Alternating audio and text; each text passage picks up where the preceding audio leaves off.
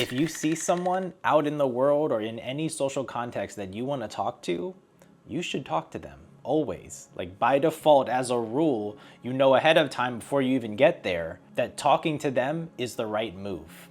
And I would even say that it's the right thing to do.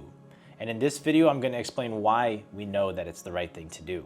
This rule applies whether we're talking about a romantic context, like you're interested in them, or a platonic context, like you just want to say something to them. Like, dude, that is one crazy looking hat you got.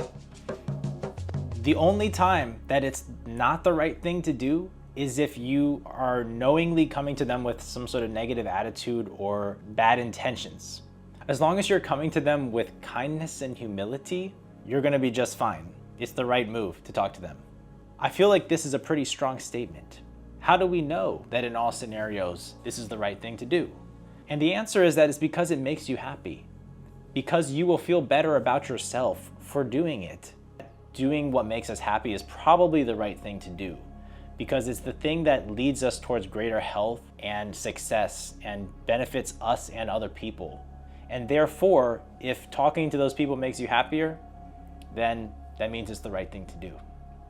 We often convince ourselves not to approach that person because it involves some risk.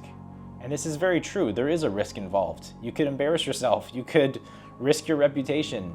But I firmly believe that it's always going to be worth that risk. You don't want to miss out on any potential opportunities. There's so many amazing people and amazing changes that have come into my life. It's too much to even get into, but it's been huge changes in my life, all because I chose to talk to some random person out there. The beautiful opportunities that await you from just talking to people out there is more than you can possibly imagine. If you want to talk to them, you should, just for that reason.